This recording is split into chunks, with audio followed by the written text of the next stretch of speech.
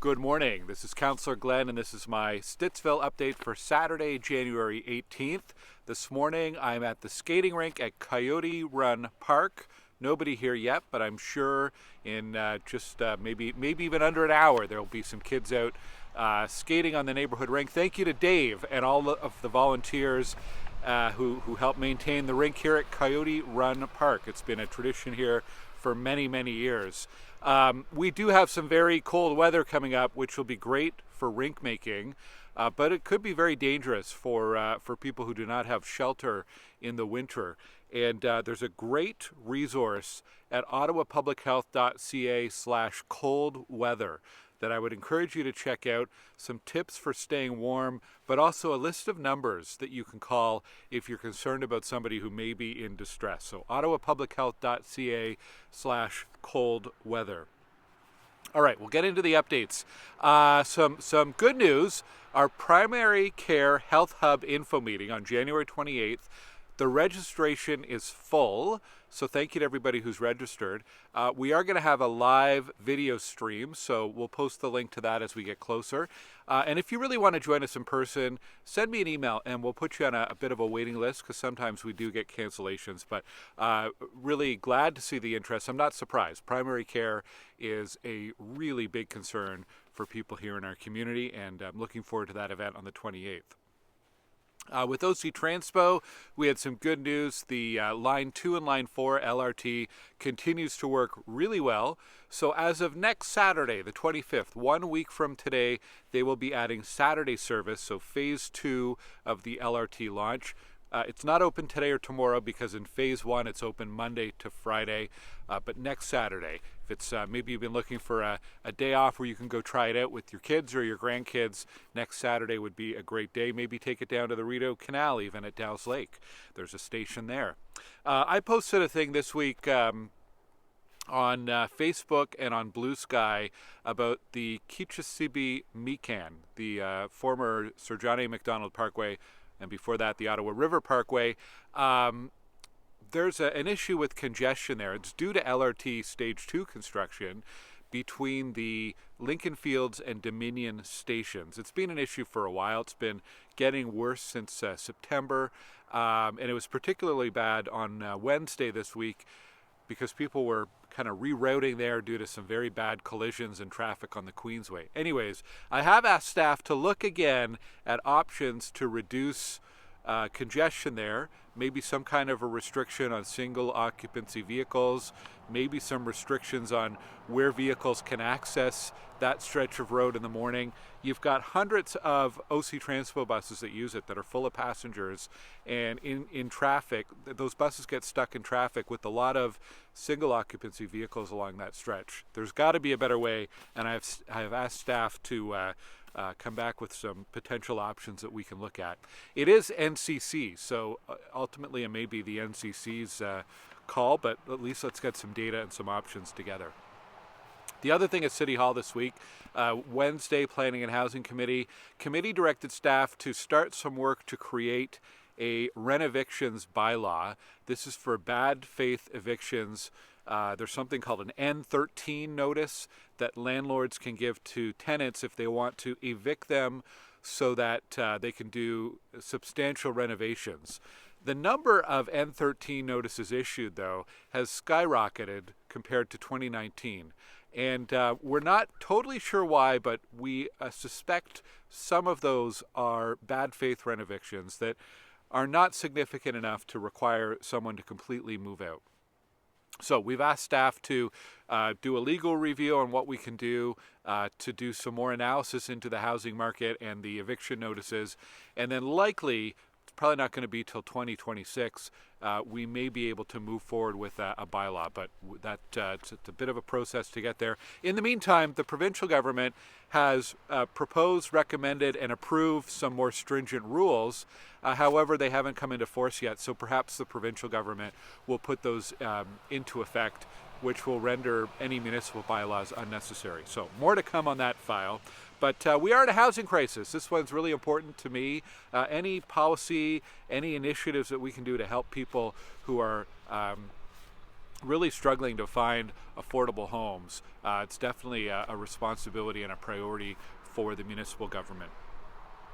Also at that same planning committee, there was one local file, 37 Wildpine. The committee passed that unanimously. I did support it.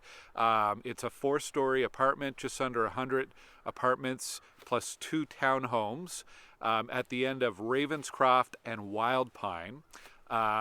It is in a very walkable area of the community, and 60% of the land is going to be conveyed to the city as protected green space. Now, having said that, I know there's a lot of concerns from residents. We did get a petition on this one. A lot of it around the impact of construction, as well as traffic and parking and all those things. I mean, any development is an impact on the community, absolutely.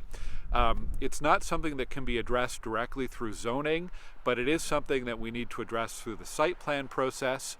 A construction impact plan from the developer is going to be something that we are requiring them to do. And on the traffic, I'm pretty sure we're going to need a turning light off of Stittsville, Maine onto Wildpine, for example. We will likely have to revisit the parking restrictions on that street with input from residents. So more to come on 37 Wildpine. Other planning files this week at the Committee of Adjustment, 425 Culdaff. There was a request to reduce their minimum parking requirements for a apartment building there. That was granted by the Committee of Adjustment. I'm still waiting to see details on their decision, and I will post that to my website when we have it. And 5000 Robert Grant Avenue, formerly known as 1000 Robert Grant Avenue. I'm not sure why they changed it, but they have formally submitted their site plan. So that's about a 6-month or so process to be reviewed, and it looks at things like landscaping and pedestrian safety and parking and things like that. So if you're interested in that file, there's information on my website. Now, reminder, that's about 500 and some units. Half of those units are in a tall tower, which has a condition on it that the tall tower cannot be built until Robert Grant is finished at least all the way to Maple Grove Road, and that's still a few years away. So more to come on that. Some upcoming events and activities in the community. February 2nd, this is a pretty interesting one.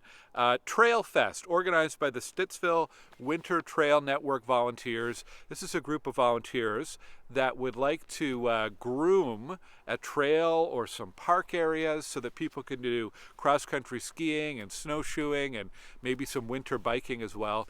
Anyways, they're going to do an info meeting on February 2nd at Cardell Rec, and inviting people to come out and learn more. Maybe you'd like to volunteer. Maybe you have some feedback about a location that you'd like to see groomed.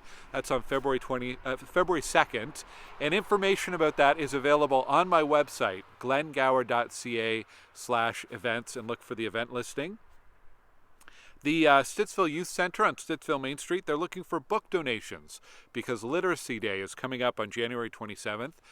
They're accepting drop-off book donations on Wednesday and Thursdays, 5 p.m. to 7 p.m. during their normal times at Frederick Banting School. City of Ottawa March break camps. Registration will begin January 21st, so you can go on to ottawa.ca or to my website and see a listing of camps. A reminder about garbage. First of all, thank you to everyone who is doing a great job in recycling more, using your green bin more, and keeping your garbage under 3 limits. But a couple reminders. Number one, if you have a week with more items that you want to put up there above the 3-item limit, you can pick up some yellow bags here in Stittsville at Cardell Rec on Shea Road or at Home Hardware on Hazeldean Road. You can put things in a yellow bag and add additional items to your curbside. If you see illegal dumping, there is some of that happening, call 311, please. And the City of Ottawa, they're tracking illegal dumping. They will pick it up. They will also send out garbage inspectors to see if they can figure out who's doing this illegal dumping. And the last thing I want to mention on garbage was, if you have an extra item, don't put it in a private dumpster. We've had one report of a condo association, and someone is tossing extra bags into their dumpster. They pay to have that garbage removed by a private garbage disposal company. So essentially, you're trespassing if you're doing that, and it is theft. You are costing that condo association for your garbage. So don't do that. And there's lots of other alternatives to reuse, recycle, use that yellow bag if you've got the extra option, and take some responsibility for your own garbage. Last thing, I want to say a big thank you to Juliana. Juliana is a member of my team for the past 2 years, and we are well, it's bittersweet. We're sad to see her go because she's such a great person. I know many people in the community would have met Juliana.